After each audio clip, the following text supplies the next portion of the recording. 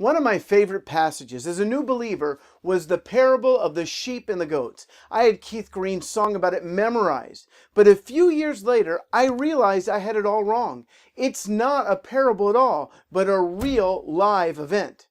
Hi, I'm Ron Cantor from Tiferet Yeshua Congregation right here in Tel Aviv. At the end of the video, I'm going to tell you how to get my ebook free. The traditional interpretation of the sheep and the goats is a biblical one, even if it's not the exact intention of the passage, that we must not forget the poor, the less fortunate. One Christmas, I went to Toys R Us and I bought a bunch of toys and passed them out in the projects of Richmond, Virginia. I also went to the county jail to share the good news of Yeshua with the prisoners there. And it was that passage that motivated me. So, while wanting to encourage you to continue to love those in need, let's see what this passage is really saying. Let's start at the beginning. When the Son of Man comes in all his glory and all the angels with him, he will sit on his glorious throne. All the nations will be gathered before him, and he will separate the people one from another, as a shepherd separates the sheep from the goats. He will put the sheep on his right and the goats on his left. Okay, this is the second coming of Yeshua, which is why the sheep and the goats cannot be believers. Believers have already met Yeshua in the sky. Whether that's at the second coming or 7 years before, that's a conversation we can have later. But we all agree that before the Messiah returns, we will have been caught up in the clouds to meet the Lord in the air. And that passage continues saying, we will be with the Lord forever. The eternal destiny of the sheep and the goats is decided in the passage, which takes place after Yeshua returns. So they can't be believers. We have this great promise that we will be changed in a flash, in the twinkling of an eye, at the last trumpet. So who are these that make up the sheep and the goats? According to Zechariah, there will be survivors of the judgment that comes on the nations at the second coming. Then the survivors from all the nations that have attacked Jerusalem will go up year after year to worship the King, the Lord Almighty, and to celebrate the Feast of Tabernacles. Not only will there be survivors, but they will come to Jerusalem to celebrate the Feast of Tabernacles. For those who think that God is done with Israel or with the Torah, this passage throws a monkey wrench into their theology.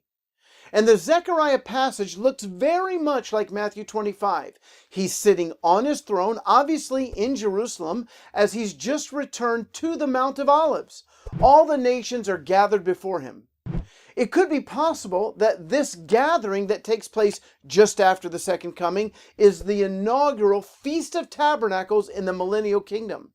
Now, he separates the people, not each nation, but the people of each nation, meaning that there could be folks from Norway or Egypt who end up on the sheep side and some on the goat side. And then the King Messiah judges the survivors of the second coming based on very specific criteria. How did you treat my brothers? And the king will answer them, I tell you the truth, just as you did it for one of the least of these brothers or sisters of mine, you did it for me. Another reason why these could not be believers, we are justified by the blood of Yeshua, not works. These folks are being rewarded or judged based on their actions. He pictures his brothers and sisters as those who have been hungry, thirsty, outcast, imprisoned, and sick. What people has been constantly persecuted since their beginning? What nation could be classified as the brothers and sisters of Yeshua? What people has been the plague of the nations, hated throughout history? Obviously, the Jewish people, Israel. Certainly a naked, homeless, or imprisoned Jew sounds like Nazi-controlled Europe, the Crusades, or the Inquisition. Think of the context. Every nation has gathered against Jerusalem. The Antichrist, who has now been defeated, gathered the armies of the world in the valley of Har Megiddo in order to march on Jerusalem. Zechariah speaks of horrifying atrocities committed by these armies against the Jewish people. And then Yeshua returns to fight for Israel. He wins, he sets up his kingdom in Jerusalem, and then he calls for all the nations to gather during the Feast of Tabernacles. And he separates the peoples of those nations based on how they treated his brothers and sisters. We can see in the world today how the nations unjustly and unreasonably judge Israel while turning a blind eye to the crimes of China, Iran, Syria, Russia, etc. But God warns the nations, saying, I will bless those who bless Abraham, and I will curse those who curse him. He says, whoever touches Israel touches the apple of his eye. Psalm 2 paints a picture of the nations opposing God, and the issue is Zion, Jerusalem. God mocks them, then he terrifies them in his rage. All this lines up with Matthew 25.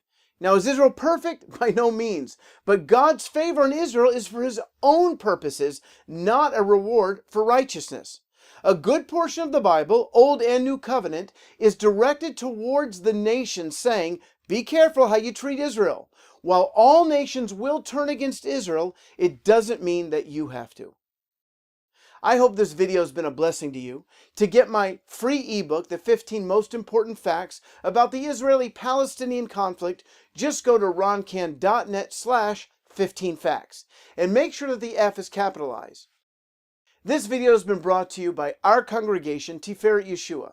For more information, please go to reachtelaviv.org, and while you're there, consider making an end-of-the-year donation so we can continue to share the good news of Yeshua right here in Israel and bring you more of these weekly teachings. Now, don't forget to subscribe. Shalom from Tel Aviv.